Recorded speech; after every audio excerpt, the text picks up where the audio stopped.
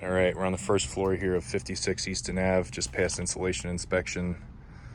We actually used a combo of foam and bat, replaced all the stairwells throughout. I'll kind of take you through that. The place has been a lot of work and a lot of garbage. It's very challenging because it's a city and we're not getting a dumpster because we would have to get a permit from the county and that would just slow us down. So this is the kitchen area. You see everything's foamed. We foamed over the brick. That's a first, but I like it. And it really wasn't that expensive. Super high ceilings, if you see. You see the can lights we have. We don't have them in all the rooms, but we do have them in the kitchen here.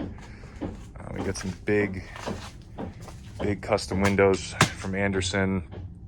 So lots of natural light in this room. It's kind of hard to see outside with the plastic, but you guys can see, like, it's a city. There's nowhere to park. So anybody who comes to this job, we tell them to get here at 7 a.m. Otherwise, don't even bother. This is one of the bedrooms. If you see over here, this little shelf looking thing, we had to build this out because those are the gas lines, actually. You see that little yellow one there? And these go all the way, and then they pop out the side of the building. Now this floor, each floor has its own water heater, its own heating and cooling system, which is great. And this floor actually has 2 baths, so this is a half bath. And then on the other side, this is a full. Now here we had to call an audible because on the plans, it had the window here, which obviously doesn't work because I'm standing in a closet. So we had to move this over. Just barely got this to fit next to the closet, if you see here. Not a lot of space. This was a room, all cinder block walls. So we put furring strips and then we blasted it with the foam. Right here, you see this little bit of light. This we're missing, so I told the installation installer to come back and let's seal that up. And then over here, this is the other bedroom. This is a big bedroom. And again, you see that shelf area continuing, and it kind of connects into this area, which is a shut-off, or not a shut-off, a clean-out valve for the sewer line. So we'll probably put a box here. So I actually have to spray paint that. If you notice on the floors, things have been spray painted. I always try to do this so it indicates where outlets are, where switches are, just so there's no mistakes with the sheetrockers. So let me take you guys upstairs now. This is the second floor. This is another kitchen, living room area.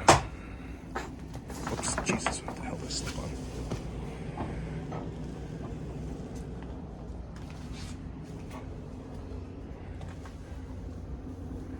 We had to do soffits up here again. CSST line.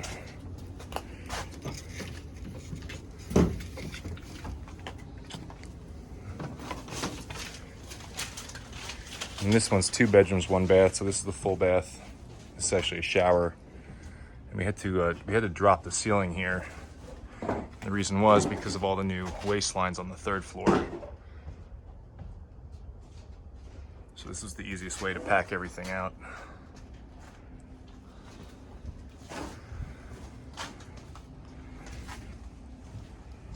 This is another bedroom, very similar to downstairs. Very similar layout.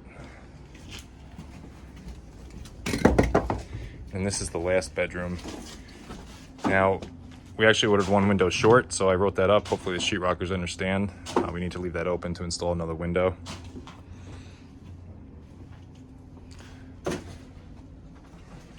And that's the 2nd floor.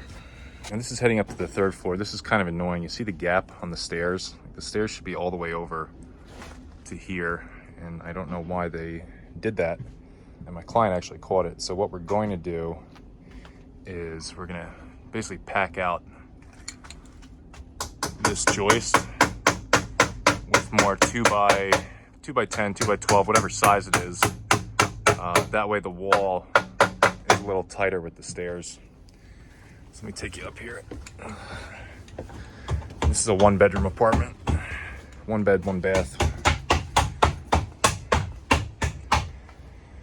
So that's the bathroom area. I need my framer to come back. We need to pack this out, right? Because otherwise, how are we going to tile? There's a gap between the pan and the wall.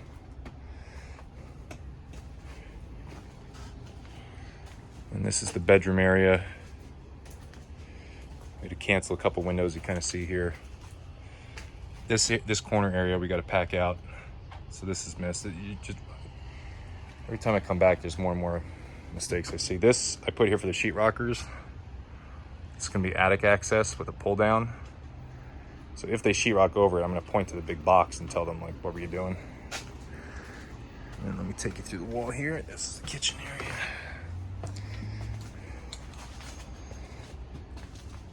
Kind of tiny kitchen space. You can see how high up we are. We're pretty high up.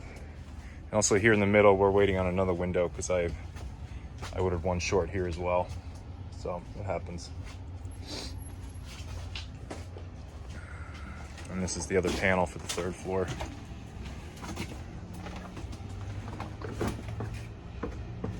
Very nicely done. And then this was really tricky. We had to put the condenser units on this back roof. So I don't know if you're gonna be able to see with the light. There you go. So obviously you can't get through this window. So they had to go out the side in the back and pull those up with a winch. It's really difficult because the only other option is to get a crane like they do in some cities. And we did not want to do that. It's very expensive. So we got sheetrock delivery coming next week. I want to make sure everything's ready to go with electric, with with plumbing, with HVAC. I know we passed everything, but there's still little odds and ends and corrections we need to make. So once we do that, once everything's nice and clean, I'll tell the sheetrockers they could start. Then we'll start sheetrocking and get to finishing this project. And from today, I mean, the timeline's like another 2 to 3 months, and that's only because we have to take like 2 or 3 weeks off in the middle of that. So the next video you guys will see will be the final product. So stay tuned. If you like what you see, subscribe to the channel and stay tuned for more projects.